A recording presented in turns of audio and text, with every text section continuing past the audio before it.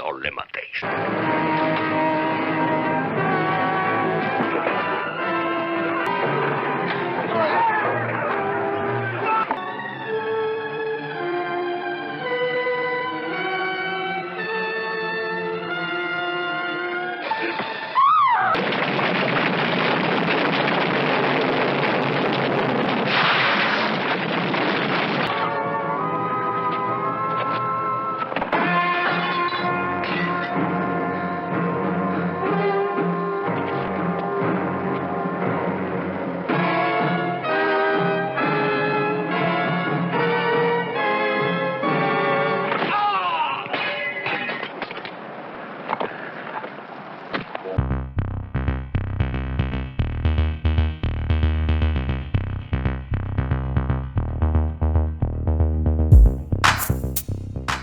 Las escenas que acaban ustedes de disfrutar pertenecen a la película The Vikings, protagonizada por Kirk Douglas y Tony Curtis, y además producida por El Primero, un exitazo de taquilla al principio de la época de los 60. A continuación vamos a disfrutar de la vida e historia de este magnífico actor de Hollywood, Tony Curtis.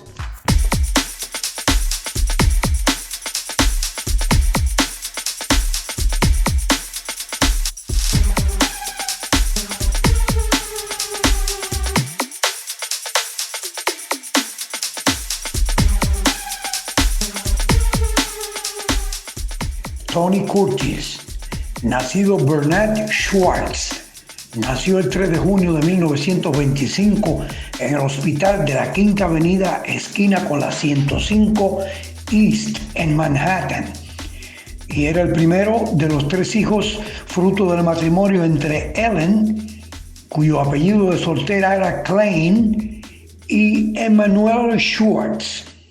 Algunas biografías aseguran que nació en el Bronx, probablemente debido a los continuos traslados de la familia durante esa época, pero el actor lo aclaró en una entrevista de televisión. Sus padres eran emigrantes húngaros provenientes de Checoslovaquia y Hungría. Su padre nació en Opalil, cerca de Matesalka, y su madre era nativa de Najimihali, ahora Michalovce, Eslovaquia. Ella llegaría a Estados Unidos desde Vaiko, ahora Vaikovo, Eslovaquia. Su primer idioma fue el húngaro, que habló hasta los 6 años, cosa que pospuso su entrada en el colegio. Su padre era sastre y la familia vivía en la parte trasera de la tienda. Sus padres en un rincón y Curtis y sus hermanos Julius y Robert en otro rincón. Su madre participó en el concurso de televisión You Bet Your Life el 9 de febrero de 1956, presentado por Groucho Marx.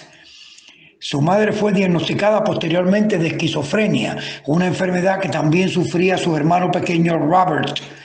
Cuando Curtis contaba con 8 años, su hermano Julius y él fueron llevados a un orfanato durante un mes porque sus padres no podían alimentarlos. 4 años después, Julius fue atropellado por un camión y falleció.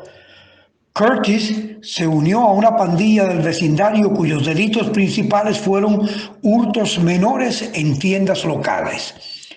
Cuando tenía 11 años, un vecino le salvó de que cayera en la delincuencia juvenil, enviándolo a un campamento Boy Scout, donde pudo redirigir sus prioridades.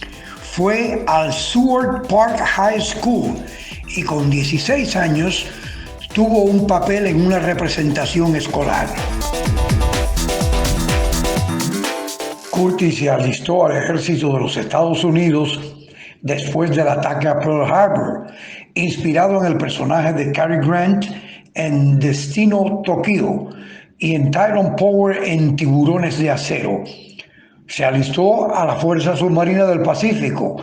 Curtis sirvió a bordo del buque nodriza de submarinos, el USS Proteus, hasta el final de la Segunda Guerra Mundial.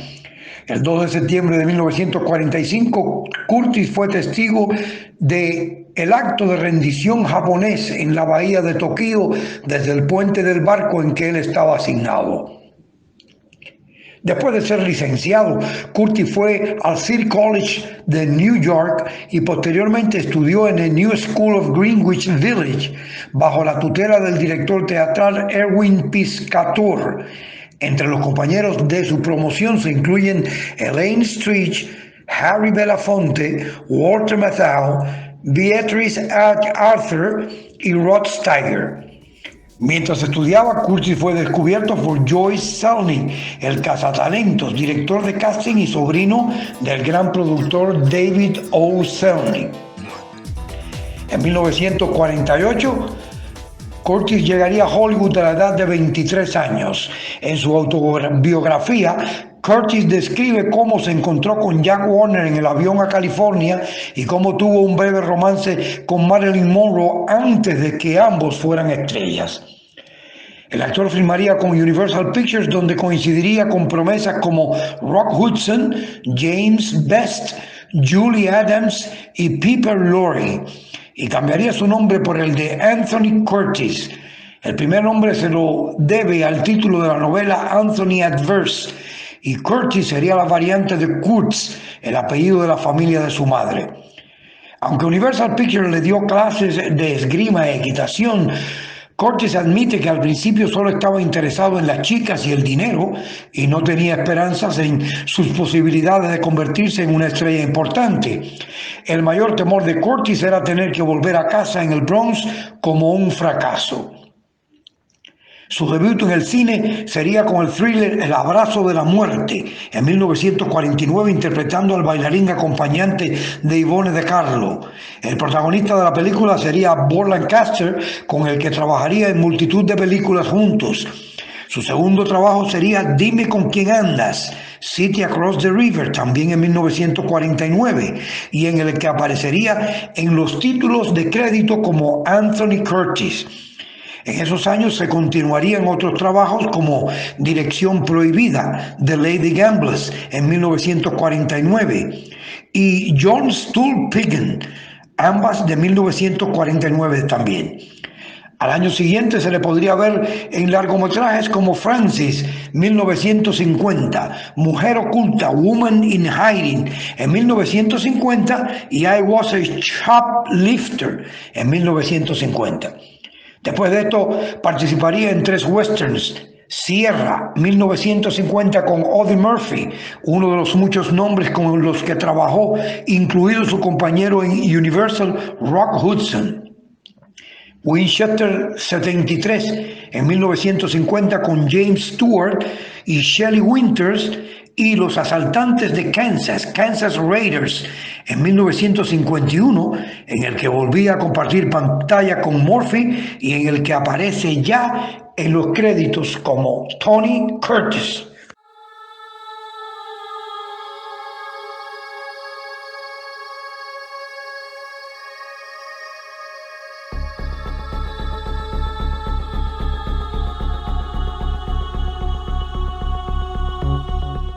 A pesar de que era un actor rentable, Curtis no era contado hasta entonces en grandes proyectos. Todo eso cambiaría en el siguiente lustro. En 1956 empezaría coprotagonizando junto a Burt Lancaster y Gina Lollobrigida Trapecio, de Carol Reed. Fue uno de los mayores éxitos del año. Trapeze, the wonder show of the world, with the wonder cast of the world. Burt Lancaster, Tony Curtis, Gina Lollobrigida. I'll talk to Mike. Oh, it doesn't matter what anyone says to Mike. Can't you see? He's jealous. Tell her the price you put on her. Tell her how you said anybody could have her. Anybody you said because she was a cheap little...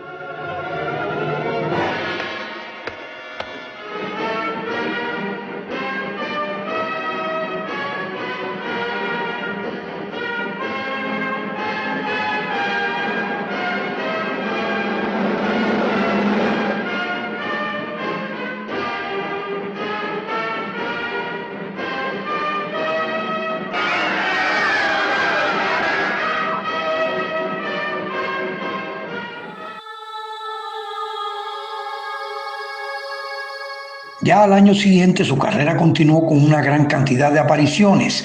El western Aquellos duros años, The Rawhide Years, el drama El terrible Mr. Corey o Mr. Corey en 1957 y la policíaca El rastro del asesino, The Midnight Story.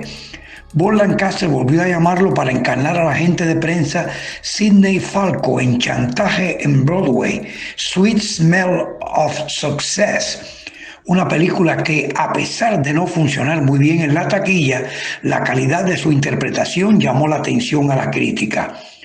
En 1958, Kirk Douglas, a la sazón también productor del futuro proyecto, llamó a Curtis y a su mujer Janet Leigh para encabezar junto a Douglas el reparto de Los Vikingos, The Vikings. La película se convirtió en uno de los mayores éxitos a nivel mundial. Después de ello, la filmografía de Curtis siguió con otros proyectos como Cenizas bajo el sol, Kings Go Forth, con Frank Sinatra y Natalie Wood. El año se cerraba con otro éxito de taquilla de la mano de Fugitivos, The Defiant Ones, junto a Sidney Poitier, y cuya interpretación le valió su primera y única nominación a los Oscar al mejor actor.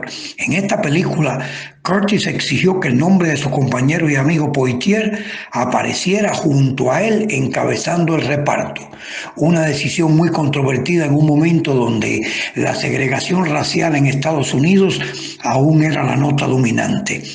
Curtis y Janet Leigh volvieron a compartir pantalla en la comedia de Blake Edwards para Universal, Vacaciones sin novia, The Perfect Furlough, en 1958. El siguiente año sería crucial para hacer entrar a Curtis en la eternidad. Junto a Jack Lemmon y Marilyn Monroe, filmó el clásico de Bill Wilder Con falda hacia lo loco, Some Like It Hot, o en algunos países, Algunos prefieren quemarse. Una película que se convirtió tanto en éxito de taquilla como un clásico del cine igualmente popular sería la comedia bélica Operación Pacific, Operation Petticoat, en 1959, donde se vuelve a poner a las órdenes de Blake Edwards y con Cary Grant como compañero de reparto. Curtis y Leigh volvieron a trabajar juntos en ¿Quién era esa chica? Who Was That Lady? En 1960. Una comedia junto a Dean Martin, y a esta le siguió otra comedia, Perdidos en la Gran Ciudad, The Rat Race, esta vez con Debbie Reynolds. Pero en 1960 se cerraría con otro de sus personajes icónicos.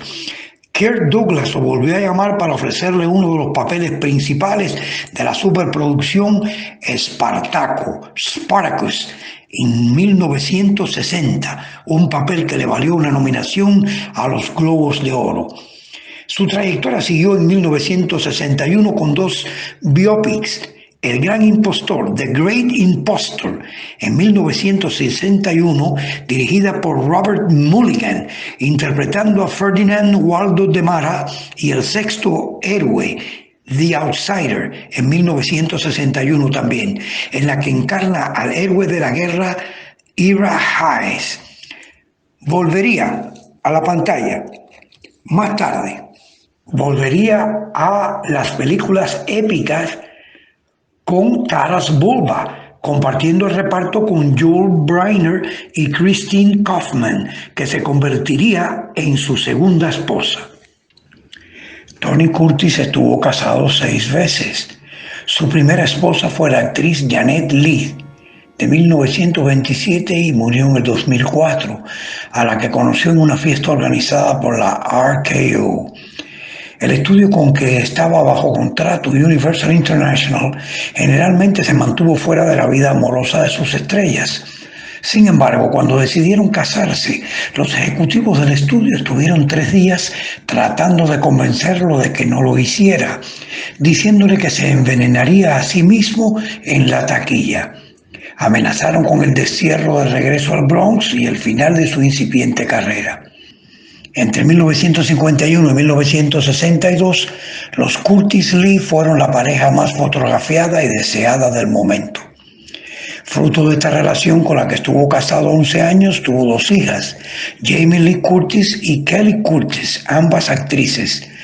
Se divorciaron en 1962, tiempo después, cuando Curtis dijo en una entrevista: durante un tiempo fuimos la pareja dorada de Hollywood.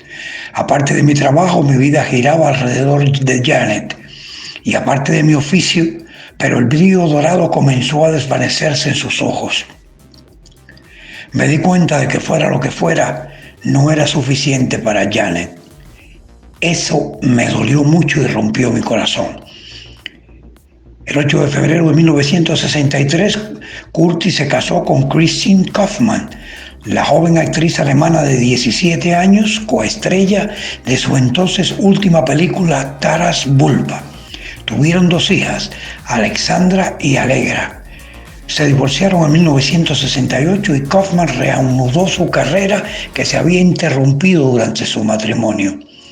El 20 de abril de 1968, Curtis se casó con Leslie Allen, con la que tuvo 2 hijos, Nicholas Bernard, que murió el 2 de julio de 1994 y había nacido el 31 de diciembre de 1970, y Benjamin Curtis, que nació el 2 de mayo de 1973. La pareja se divorció en 1982. En 1994, su hijo Nicholas moriría a causa de una sobredosis de heroína a la edad de 23 años. Después de la muerte de su hijo, Curtis diría que no hay cosa más terrible para un padre que perder a un hijo. 2 años después, en 1984, Curtis se casaría por 4ª vez con la actriz Andrea Savio y se divorciaron en 1992. Su 5ª mujer sería la abogada Lisa Dutch, con la que se casó el 28 de febrero de 1993 y tan solo duraría 1 año. Su 6ª y última esposa sería Jill Vanderberg, 45 años más joven que él. Se conocieron en un restaurante en 1933 y se casaron el 6 de noviembre de 1998.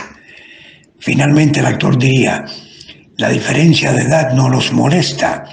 Nos reímos mucho. Mi cuerpo está funcionando y todo está bien. Es la mujer más sexy que he conocido.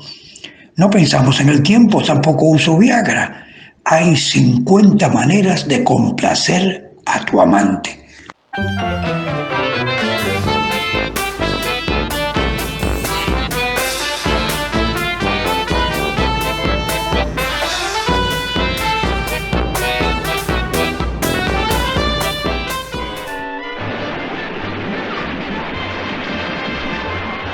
The Marx Brothers, so much comedy.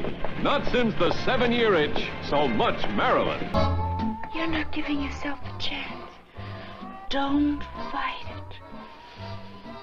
Relax.